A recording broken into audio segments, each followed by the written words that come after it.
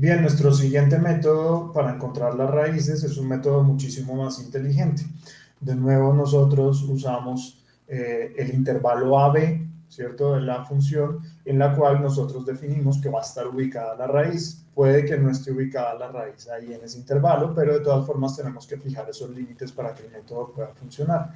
Entonces, lo primero que nosotros hacemos en este intervalo, en este método de bisección, pues es básicamente saber los valores de la función en esos extremos, en el intervalo A y B, la función en A y la función en B.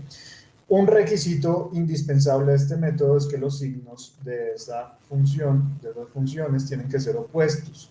Si son opuestos, pues nos va a decir que en algún tramo dentro del intervalo tuvo que haber tuvo que la función haber pasado por el cero, ¿sí? Pudo haber estado un buen rato, un buen tramo en valores positivos y un poquito de tramo en valores negativos, pero de todas formas tuvo que haber pasado por el cero.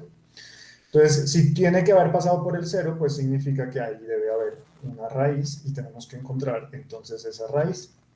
Listo. Fijémonos que de aquí en adelante, distinto del método de fuerza bruta, pues ya nosotros no vamos a tener intervalos equiespaciados de posiciones en X, sino que el número de pasos que nosotros vamos a definir como número de pasos máximos va a ser simplemente en el número de iteraciones o procedimientos de evaluación que haga la metodología numérica, pero no tiene que ver nada con X. Esto no tiene nada que ver con incrementos y pasos en X, no tiene nada que ver.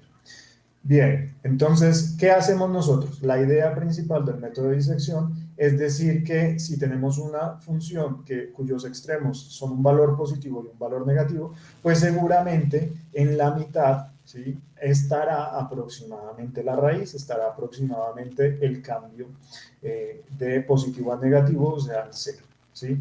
Y entonces, ¿qué hacemos nosotros? Pues con esos valores extremos, ¿cierto?, de A y de B, calcular un nuevo valor en la mitad, ¿cierto?, que se llame C, y entonces ese valor C, este valor de acá, C, pues lo calculamos básicamente como esta distancia entre A y B medios, ¿cierto? Está posicionado en toda la mitad de ese intervalo. Entonces ahí pues tenemos que evaluar si ese valor es efectivamente ya muy cercano a la tolerancia que de nuevo nosotros venimos y impartimos acá, ¿cierto? Entonces definimos una cierta tolerancia que se refiere a qué tan cerca estamos nosotros del eje X, ¿cierto? Ese valor de tolerancia pues nosotros lo damos, ¿sí? Es una franja, ¿sí?, bien sea positiva o negativa, lo único que nos significa es la distancia hasta el eje X. ¿Sí? Y si efectivamente estamos nosotros en la función, en ese punto, dentro de la franja, pues ya pare, ya encontramos que ahí aproximadamente es nuestra función, nuestra raíz de nuestra función. Si estamos alejados, si estamos por fuera de esa franja, o sea, si el valor absoluto de esa función es mayor que esa tolerancia, que esa franja, pues entonces siga realizando el método. ¿Listo? Y entonces fijémonos que el método, pues, la siguiente división tendrá que tener en cuenta, ¿cierto?, que la raíz o bien está en uno de los extremos, en uno de los medios, el medio izquierdo, o en uno de los otros medios, en el otro medio, el medio derecho, ¿cierto? Entonces fijémonos que de ahí en adelante nosotros podemos subdividir entonces nuestros intervalos para comenzar a seguir evaluando dónde quedará ubicada entonces esa raíz. Pero el criterio para elegir si nosotros dividimos el intervalo hacia la izquierda, el medio hacia la izquierda o el medio hacia la derecha, pues tendrá que ver, fíjense, con los signos. Si el signo de la función evaluada en el punto medio que acabamos de evaluar es el mismo de uno de los signos de uno de los extremos, pues querrá decir que si es el mismo signo, entonces por ahí no va la división, ¿cierto? Por ahí no vamos a encontrar entonces la raíz de la función. Tenemos nosotros que ver que los signos sean distintos, ¿cierto?, entre ese valor de la función en ese punto medio y el extremo, ¿sí? Tenemos que evaluar el extremo en el cual el signo sea distinto al signo de la función evaluada en el medio, para nosotros entonces definir que ese es efectivamente el intervalo nuevo que nosotros vamos a usar. Entonces podemos coger cualquiera de esos signos de los extremos, ¿cierto? Y si son de diferentes signos, la multiplicación de las funciones siempre va a ser negativa, ¿cierto? Porque una de las funciones va a ser negativa y la otra va a ser positiva. No me importa si la función está incrementándose o está decrementándose, como en este caso. Pues si uno es positivo y el otro es negativo, esa multiplicación siempre va a ser negativa. Entonces, si es así, si por ejemplo el del primer la función en el extremo A por la función en el medio que acabo de calcular es negativo, entonces eso quiere decir que el otro extremo no es el que tenemos nosotros que usar, ¿cierto? Entonces nosotros pasamos ahora a definir que nuestra posición en el medio es nuestro nuevo B, ¿cierto? Aquí seguimos usando ese mismo A, pero el nuevo B, pues lo pasamos, ya no es ese extremo inicial, sino que lo pasamos ahora a la posición de la mitad que habíamos calculado. Ese C ahora entonces es el nuevo B. Y ahí en ese nuevo intervalo seguimos haciendo nuestro procedimiento, entonces seguimos dividiéndolo en la mitad, fíjense aquí lo dividimos en la mitad y entonces nos da esta posición del intervalo y la volvemos a evaluar, ¿cierto? Si esa es mayor que la tolerancia, pues seguimos haciendo esto. Fijémonos entonces aquí que si hacemos que esta función de A, que sigue siendo A, por la función en C es menor a 0, ¿cierto? Entonces, fíjense, son dos valores positivos, no va a ser menor a 0, sino que los dos tienen el mismo valor positivo. Entonces, eso quiere decir que aquí en este tramo ya no va a estar la raíz, sino que va a estar entre ese nuevo C y la posición B que nosotros tengamos. Entonces, como esto no se cumple, entonces A, ¿cierto? Ahora pasa a ser el nuevo C, el SC que acabamos de calcular, y conserve entonces nuestro B, ¿cierto? Entonces este A pasa a ser ahora aquí y consérvese el otro valor, el valor de B.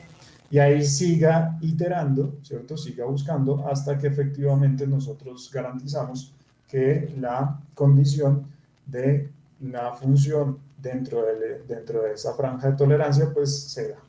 ¿Cómo implementamos nosotros eso? Pues seguimos nosotros primero que todo calculando, definiendo una función que se pueda llamar. Fíjense que tenemos los mismos valores de salida y los mismos criterios de argumentos de entrada, la función, el intervalo AB, el número de pasos. Fíjense que el número de pasos ahora va a ser el número de veces que yo hago el procedimiento algorítmico, ¿sí? Y la tolerancia que nosotros definimos para encontrar la raíz. De nuevo creo unas variables, las posiciono en 0, un error que comienza en 1, que todavía no he encontrado entonces la solución y que el contador de número de pasos que yo hago hasta encontrar la solución es 0. Y lo primero que yo pues evalúo es que A y B, o pues mejor, si A y B tienen que quedar tales que yo tenga ese paso por 0, ¿cierto? Que FA y que FB tengan signos negativos. Entonces ahí yo compruebo eso, si no, pues entonces en el intervalo pues vamos a decir que no vamos a poder realizar el método de bisección. Bien, y nuestro proceso algorítmico pues es todo ¿cierto? Nosotros decimos que mientras no encuentre la función todavía, no encuentre la raíz y el número de pasos sea menor al número de pasos totales que yo definí que haga el procedimiento, pues vaya haciendo un nuevo paso calculándome el nuevo punto C como la mitad del intervalo entre A y B, ¿cierto? Aquí entonces, fíjense que ese punto C es para mí cada una de las posiciones en X y esta variable yo la voy llenando con respecto de qué tanto, cómo voy yo moviéndome en X para encontrar nuestra raíz. Evalúo la función en A, ¿cierto? Que es nuestro punto A. Evalúo nuestra función en B, nuestro punto B, evalúo nuestra función en C, que es nuestro nuevo punto medio, ¿cierto? Encuentro si ese valor es más chiquito que la tolerancia, o bueno, calculo ese error como la distancia hasta el eje X, ¿cierto? Que tanto vale esa función en valor absoluto. Y voy metiendo ese error en arreglo de pasos que yo voy dando, ¿cierto? Esto ya, de nuevo, si se acuerdan, es para yo definir, mostrarles cómo va funcionando a lo largo de los pasos algorítmicos de las iteraciones nuestro método. Entonces aquí sí comenzamos nosotros a definir. Si ese error, si ese nuevo error de la función en el punto medio es menor que la tolerancia, pues efectivamente yo estoy metido, ya encontré la raíz, entonces guardo ese valor de C como mi variable de salida, ¿cierto? Que es mi raíz. Pongo mi variable de si encontré la raíz como verdadera para que salga de este ciclo iterativo de búsqueda. Pero si no la encontré, entonces lo que tengo que hacer yo es posicionar mis nuevos extremos, ¿cierto? Si mis signos son negativos, ambos de los dos, el del extremo en A y el del extremo en C, querrá decir que entonces entre A y C yo no tengo la raíz, sino que la raíz está entre C y B. Entonces yo paso a que mi nuevo A es ese punto medio C para que yo pueda calcular entonces el nuevo intervalo entre ese punto A y B, ¿cierto? O sea, al lado derecho de ese intervalo. Si no, si son del signo distinto, querrá decir que entonces efectivamente sí, por ahí entre A y C está la raíz, y entonces yo lo que hago es mover que mi nuevo B sea ese anterior punto medio C, ¿sí?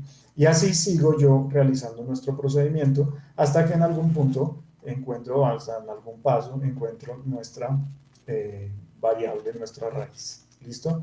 También nosotros acá pues usamos nuestro código que llama a esta función, la vamos a evaluar con la misma tolerancia pequeñita de franja y con el mismo tipo de función que habíamos evaluado anteriormente. Defino los extremos, el número de pasos que yo hago del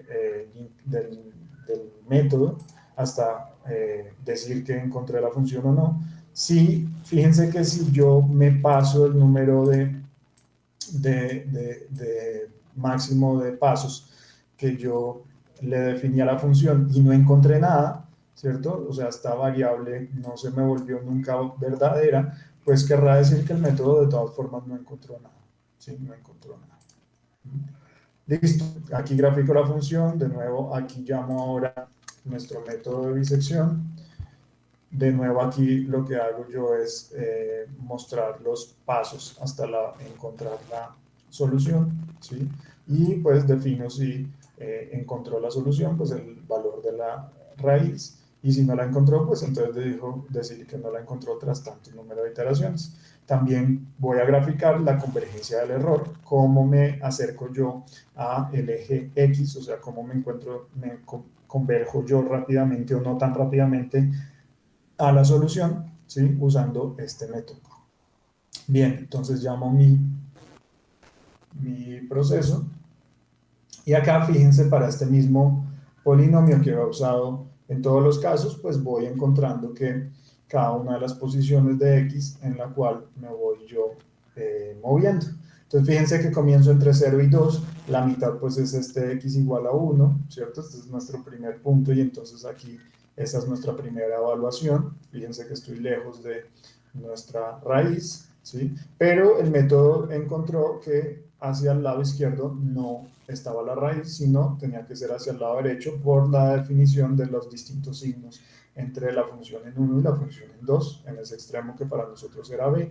Así que hacia ese lado cogió y dividió y encontró este segundo punto en 1.5, ¿cierto? Lo evaluó y dijo, bueno, todavía no estoy en la solución, pero de aquí para a la derecha no tengo que yo buscar, porque seguramente la solución está entre esta nueva posición de A y ese punto 2, ¿cierto? Entonces hacia allá es donde yo tengo que hacer la división, y efectivamente dividió acá en el paso 3, no dijo que dividiera entonces siguiente hacia la derecha porque no encontró que ese paso 3 tuviera el valor de la función, de la raíz, y así comenzamos hasta que en el punto 6 encontró ya la tolerancia, fíjense, una tolerancia de 1 por 10 a la menos 1. Y esta misma tolerancia, si se fijan, yo en el método de fuerza bruta la había encontrado en 69 iteraciones. En cambio acá solo me tomó 6 iteraciones para yo efectivamente encontrar el valor de la raíz. Y si yo busco, digo, bueno, 7 iteraciones, en solo 7 iteraciones encontró una precisión de 9.64 por 10 a la menos 2, el valor de esa función, o sea, casi chiquitica.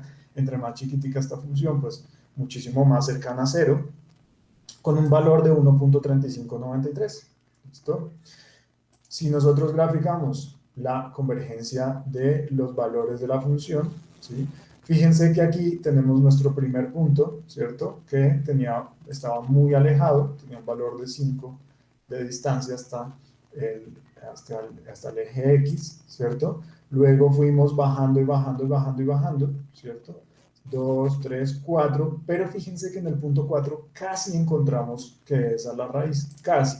El punto 4 está por acá, casi está tocando nuestro límite de la tolerancia, nuestra franja de la tolerancia, ¿sí? Si lo hubiéramos definido un poquito más grande, por ejemplo 2 por 10 a la menos 1, o sea 0.2, pues de pronto hubiéramos podido tocar este punto 4 y en tan solo 4 iteraciones hubiéramos encontrado la convergencia. Hagámoslo para comprobarlo, que este método, pues fíjense, en tan solo 4 iteraciones ya estaríamos encontrando directamente la convergencia del error, ¿sí? Pero bueno, como la definimos en 1 por 10 a la menos 1, después de ahí se alejó un poco, fíjense que se alejó del eje X. Si nosotros lo tratamos de ver acá, pues el paso del 4 al 5, del punto 4 al 5, pues nosotros nos alejamos del 0, pero de ahí en adelante seguimos atacando, convergiendo, hasta que en el paso 7 efectivamente encontramos ese valor del error. ¿Listo? Así que fíjense que con un poco de inteligencia, ya no con fuerza bruta, sino pensando un poco mejor cómo hacer la búsqueda, pues nosotros logramos una mejor respuesta. El computador va a tardar menos, por más de que sea un poco más compleja la algoritmia, pero el computador al final de cuentas va a dar más rápidamente el resultado que nosotros estamos buscando.